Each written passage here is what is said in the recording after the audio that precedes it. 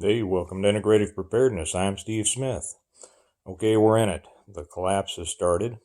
A couple things have happened in just the last hour here that we've received notifications on for our area.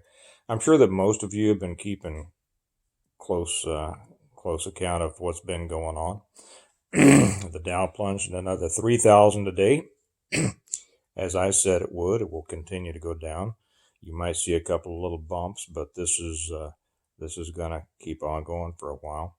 We are headed to a recession, perhaps a depression, and a lot of people don't understand what that means. So I'm just going to say a couple of things about it, and I'm going to get back tomorrow with probably a couple of more videos about this. Anyway, a couple of things have come out in our area just in the last hour. The first is they've shut down the schools until the 5th of May. They had before that shut down the libraries. They have shut down all bars and restaurants and theaters and all those kinds of things. The interesting thing is that the orders that have come out from the local governments restricting groups of people use the word forbid. Okay. They are forbidding. They're not discouraging. They are forbidding more than 10 people to congregate together, except in businesses. And, I didn't memorize the list, but the important thing is we all know what that means and is a step in what direction that is. And if you don't know, it's time to start catching up and start delving into martial law. That is a whole category. And when we get to this point, those of us who have been preparing for this, I'll back up and I'll say this. So I've had a couple of people ask me just within the last hour. One asked me, they said, this is surreal. It's just like, and they asked me, I don't remember exactly their words, but, how did I feel? Was I surprised? And of course I said, no, I've been expecting this. I mean, this is what I prepare for. And you all have too, most of you. This is what we've prepared for. And they said, well, you haven't prepared for this. You prepared for something else. That's the basic misunderstanding about preparedness. And that's why a lot of people kind of have looked at it as funny throughout the years, because they didn't realize that preparedness is preparedness. And that's always been my game. You all know if you've read my books. I was always an EMP guy, simply because I know that is a certainty. Science tells us that will happen. Excuse me. That's not the big one. And I also knew that being prepared for that made you prepared for everything else. And the people that said, but, other things are more likely to happen. Well, maybe so. But, I would rather be prepared for everything than a couple of things, wouldn't you? And I hope that you are. So, no, this is not surreal. It is not a surprise to those of us who have put our time and money and thought into this for a long time. It's simply, okay, here we are, and we are prepared. Kelly ran out a little while ago. She said, do we need anything? And I said, no, we don't need a thing, except we need two things. We need 2 pieces of cheesecake from the Cheesecake Factory, because we have a couple of gift cards for cheesecake that we got for Christmas from my brother. And they expire at the end of this month, and all the restaurants are shutting down after midnight tonight, and they're not going to be open until April, and we won't be able to get that cheesecake. So she's running out to get the cheesecake, and we'll be set now that we got a couple of slices of cheesecake, right? Okay, I'm not making light of this stuff, but I mean, really, come on. I mean, we are prepared, aren't we? And so we shouldn't be looking at this through our fear goggles, a twist on beer goggles, right? Don't look at it through fear goggles. We're ready, or we should be. And if you're not, well, we'll talk about other things to do in another one. I heard from another friend of mine in another area of the country. It's pretty much the same thing. So we know that it's going nationwide. Another person asked, well, what exactly does a recession mean? And when they have shut down the restaurants and the bars and everything like this, people don't have any idea because they haven't thought about it. They have no idea the economic impact this is going to have on the localities and on the country. I talked about this in one of my videos a couple of days ago.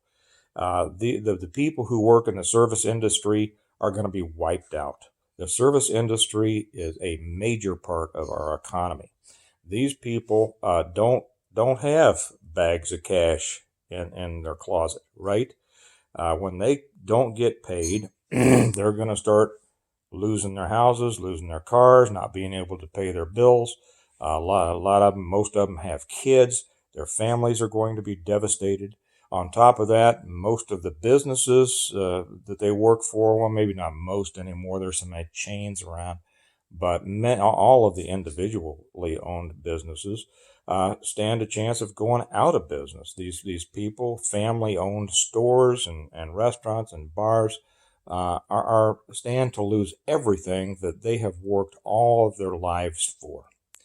The devastation of that is difficult for a lot of people to get their heads around because they haven't thought about it before. It hasn't seemed real, just like that the person said, this seems surreal. I know it seems surreal to a lot of people, but these things have happened before, and if those who can't understand a recession and the economic horrors that can come out of that certainly can't understand a depression, which is even worse, and maybe we'll talk about that in another one.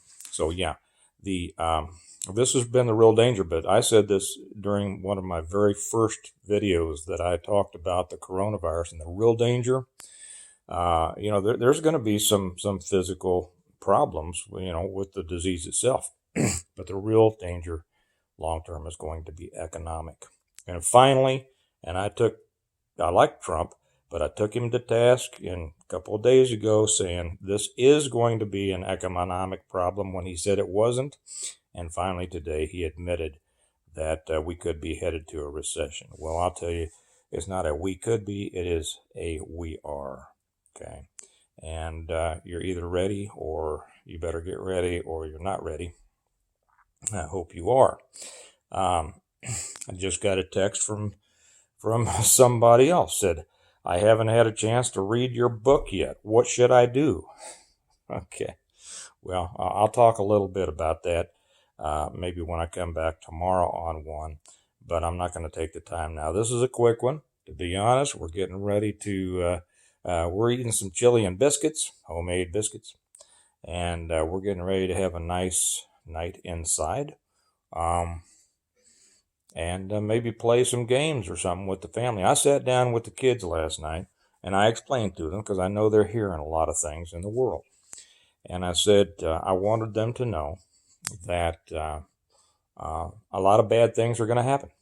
They're going to hear about a lot of bad things. A lot of bad things may happen to friends of theirs and their families, but nothing bad is going to happen to them, meaning my kids. And I explained to them, this is why we prepare. Then I have always said we prepare well today in order to live well tomorrow, right? And I said in my books, that there's a tag on one, that when whatever the change is, whenever it comes, I don't want to notice. Okay, I don't want to just be able to survive it. I don't want to notice. I don't intend for my life to change one bit. Now, I don't mean that to sound, and I realize that might have sounded kind of arrogant and all uppity, and I'm all that. That's not at all how I mean it. It's simply the way that I prepared. It's why I invested the time and the money and the effort and the thought and all of that into my preparations over years and years. And I know that many of you have too.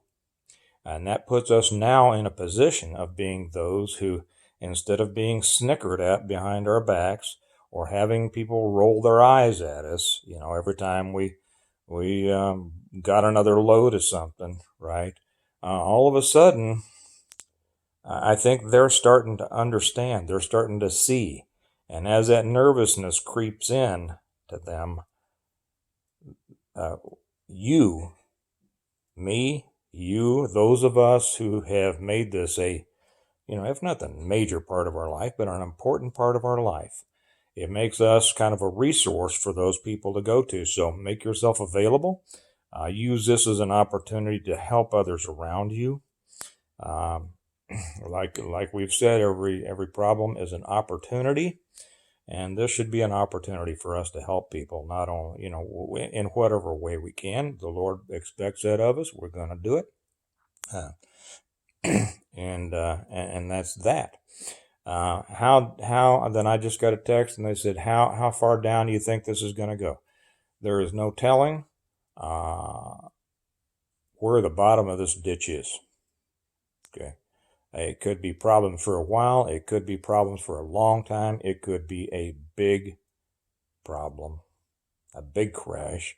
Fauci just said, Dr. Anthony Fauci, the director of the National Institute of Allergies and Infectious Disease, said that he sees this coronavirus itself going into the summer. So if it's going into the summer and the restrictions on society have already been in place and they're going to have, such negative effects on the economy and the people around us, imagine what that's going to be for 3-4 months. Okay. It's going to be difficult to come out of. Well, it's going to be impossible to come out of quickly. We'll come out of it, but it could be a long time. And between now and then, people are going to lose. They're going to lose their houses. They're going to lose their property. They're going to lose their cars. They're going to lose their jobs. They're going to so much. And we feel for those people. And like we mentioned the other day, the president declared a national day of prayer yesterday on Sunday for this. Every day should be a day of prayer for our brothers and sisters out there who may be suffering.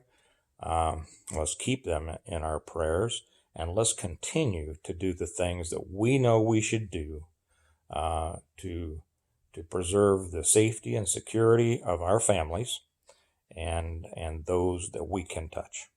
Okay, so I'm gonna call it right there, and I'm gonna come back tomorrow and do a couple more. I know that a lot of people are doing this. That's great. I watch the others too, right?